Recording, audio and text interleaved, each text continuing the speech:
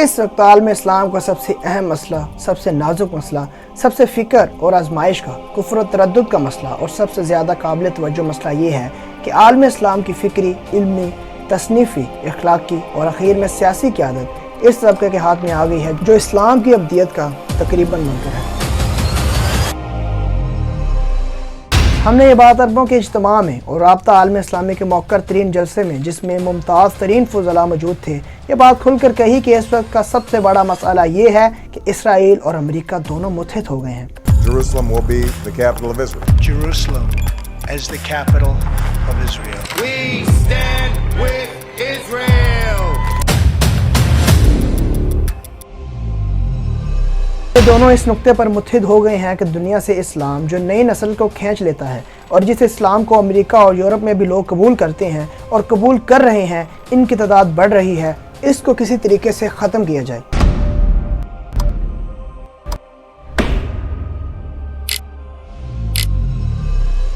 ان کو وہ کتابیں مہیا کی گئی ہیں اور اس کے لیے حکومتوں میں امریکہ اور یورپ کے تربیتی اداروں میں جن کو سرکاری سرپرستی حاصل ہے، جن کی منظم کوشش ہے کہ ایسا لٹریچر اس کے ہاتھ تک پہنچائے جس سے کہ وہ مذہب کے اثر سے مایوس ہو جائے، بالعموم اور خاص طور پر اسلام کی صلاحیت بقا سے مایوس ہو جائے۔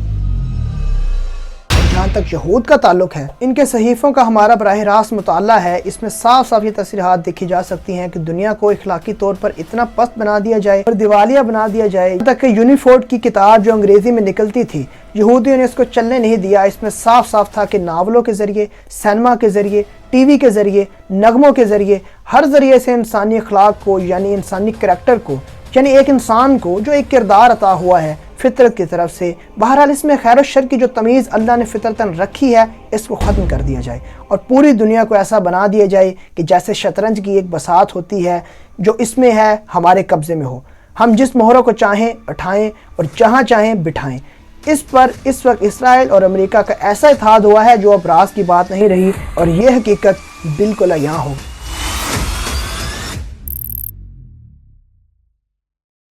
ناظرین، 16 جولائی 1995 کو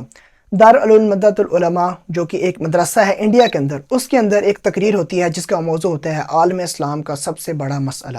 اور اس تقریر کو کرنے والے تھے ابوالحسن ندوی صاحب، جو کہ وہاں کے ہی رہنے والے ایک ٹیچر تھے جو اس مدرسے میں پڑھایا کرتے تھے، اور 1995 کو یہ ایک تقریر وہ کر رہے ہیں اور 1999 یعنی کہ 1999 کی ان کی وفات ہے، یعنی کہ اس تقریر کو کرنے کے 4 سال بعد ان کی وفات ہو گئی تھی۔ اور یہ بات میں نے اب آپ کو کیوں بتائی ہے کہ 1999 میں ان کی وفات ہو گئی تھی، کیونکہ یہ ڈیٹس جو میں نے آپ کو بتائی ہیں، یعنی کہ اس تقریر کے 4 سال بعد ایک بندے کی وفات ہو گئی ہے، دیٹس مین کہ وہ بندہ اپنے بڑھاپے میں یہ تقریر کر رہا ہے،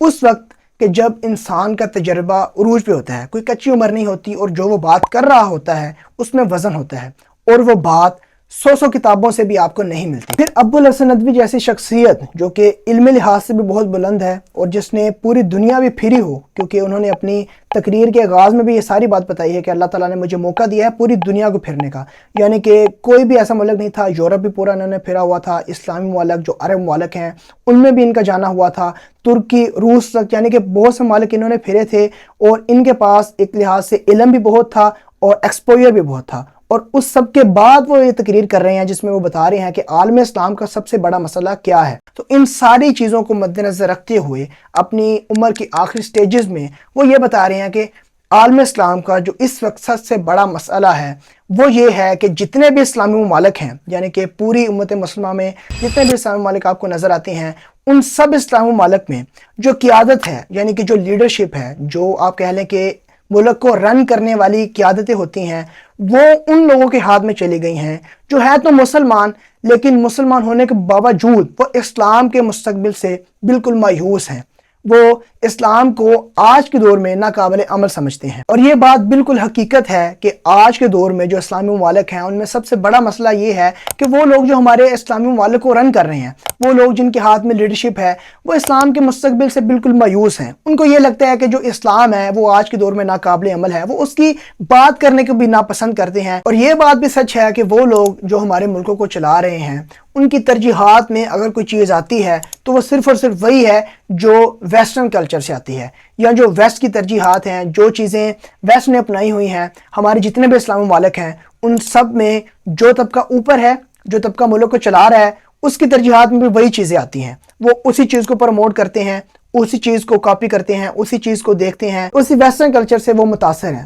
گویا کہ وہ ان کے اوپر ایمان لے آئے ہیں۔ اس کے پیچھے جو حکمت ہے یا جو پھر چال ہے، یعنی کہ اس چیز کا محرک کیا ہے، کیوں ایسا ہوا، وہ وجہ جو انہوں نے تقریر کے اندر بیان کی ہے وہ یہ ہے، جب جو ویسٹرن طاقتیں ہیں انہوں نے جب ہمارے اسلامی یا پھر یہ جو اتنے بڑے مشرق کا ایریا ہے اس کو جب فتح کیا ہے، تو انہوں نے جسٹ اونلی سیاسی طور پر اس ایریا کو فتح نہیں کیا، بلکہ اس نے دماغی طور پر بھی یہاں اپنی فتوحات منوائی ہیں۔ اگر ان کی فوجیں یہاں پر داخل ہو کے انہوں نے ساری اس ایریا کو فتح کر لیا ہے، تو ساتھ ہی ساتھ انہوں نے ہمارے دماغوں کو بھی تسخیر کیا ہے۔ اب گورے نے کیا کیا ہے کہ جب وہ یہاں پہ آیا تو اس نے یہاں کا جو ذہین طبقہ تھا اس کو اسلام سے مایوس کیا، اور جب ہماری کالونیز ختم ہو گئی ہیں اور جب وہ یہاں سے چلے گئے ہیں تو ہمارے ممالک آزاد تو ہو گئے، لیکن آزاد ہونے کے باوجود بھی ہم دماغی طور پر انہی کے غلام تھے اور انہی کو کاپی کرنے والے تھے۔ اور وہ طبقہ جو ہم مسلمانوں میں ذہین تھا، جو کہ لیڈرشپ کے قابل تھا اور قیادت سنبھالنے کے قابل تھا، وہ طبقہ اب اس سٹیج پہ ہے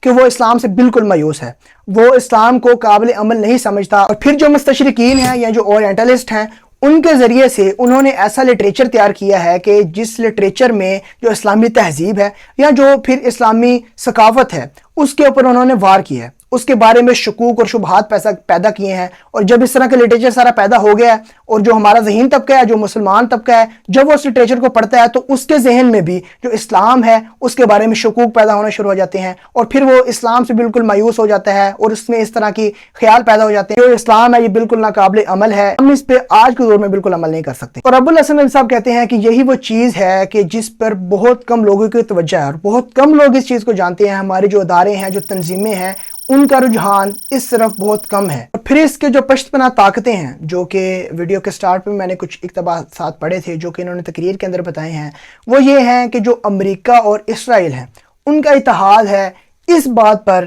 کہ یہ جو اسلام دنیا میں پھیل رہا ہے، جو لوگ دھڑا دھڑ مسلمان ہو رہے ہیں یورپ کے اندر، ویسٹ کے اندر بھی، یعنی کہ اسلام جو فطرتاً جو کہ ذہنوں کو مسخر کرتا ہے، اس چیز کو ختم کیا جائے۔ ان کے ساری کی ساری سعی، ان کے ساری کی ساری کوششیں اسی بات پر ہی ہیں کہ کسی نہ کسی طرح سے مسلمانوں کو، اسلام کو، ان چیزوں کو ختم کیا جائے۔ ایون آلدو کہ اگر مذہبی طور پر دیکھا جائے تو جو یہودی ہیں، یعنی کہ جو اسرائیل ہے اور امریکہ ہے، ان دونوں کا آپس میں اتحاد نہیں بنتا، لیکن جب معاملہ اسلام کے بارے میں آتا ہے یا جب بات مسلمانوں کی آتی ہے تو تب ان کا اتحاد ہے اس چیز پہ کہ مسلمانوں کو ختم کیا جائے۔ اور ویڈیو کے سٹارٹ پہ میں نے جو کچھ اقتباسات پڑھے تھے اس کے اندر بھی یہ بات تھی کہ جو یہودی ہیں ان کے لٹریچر میں، ان کی کتابوں میں یہ چیز ہے کہ بھئی کسی بھی طرح سے دنیا کو، پوری دنیا کو اخلاقی طور پر پست کر دیا جائے، ان کو ایک ایسا مہرہ بنا دیا جائے جس کو ہم اپنے طریقوں سے استعمال کریں، ہم جہاں چاہیں، جس طرح سے بھی چاہیں ہم لوگوں کو استعمال کریں۔ یہ جتنی بھی ولگیرٹی ہے یا جتنا بھی ماحول دنیا میں آپ دیکھ رہے ہیں جو اس وقت بنا ہوا ہے، یعنی کہ آپ ہیں، ہم لوگ کیا ہے کہ برائی در برائی، ہم لوگ اس ماحول میں رہنا پسند کرتے ہیں کہ جہاں صرف انٹرٹینمنٹ ہو، جہاں پر گانے، نغمے اور اس طرح کا کلچر اور اس طرح کی ساری چیزیں ہوں۔ اور آج کے دور میں آپ پریکٹیکلی دیکھتے ہیں کہ ہم لوگ مذہب کی بات کرنا بالکل بھی پسند نہیں کرتے اور سننا بھی اس کو پسند نہیں کرتے۔ اور یہی وہ سب سے بڑا مسئلہ ہے جو انہوں نے اپنی تقریر کے اندر نومینیٹ کیا کہ آج کے دور میں عالم اسلام کا جو سب سے بڑا مسئلہ ہے وہ صرف اور صرف یہ ہے کہ ہمیں اپنے مذہب سے، جو اسلام ہمارا مذہب ہے، اسے بالکل مایوس کر دیا گیا ہے۔ پھر تقریر کے لاسٹ پہ انہوں نے یہ بات بھی بیان کی ہے کہ آج جو ہماری تحریکی ہیں یا جو ہماری تنظیمیں ہیں، جن میں مذہبی بھی ہیں، جن میں اسلامی بھی ہیں، اور انہوں نے معذرت کے ساتھ یہ بات کہی ہے کہ میں معذرت کر کے یہ بات کہتا ہوں کہ میرا بہت سی تحریکوں کے ساتھ فکری طور پر بھی، جسمانی طور پر بھی تعلق رہا ہے، لیکن آج کے دور میں جتنی بھی تحریکیں ہیں، جتنی بھی اسلامی ممالک میں مذہبی تحریکیں ہیں، جو اسلامی تحریکیں ہیں، جو اسلام کا نام لیتی ہیں، اسلام کے لیے کام کر رہی ہیں، وہ ساری کی ساری تحریکیں ایسی ہیں کہ جن کے اندر یہ چیز ختم ہو چکی ہے۔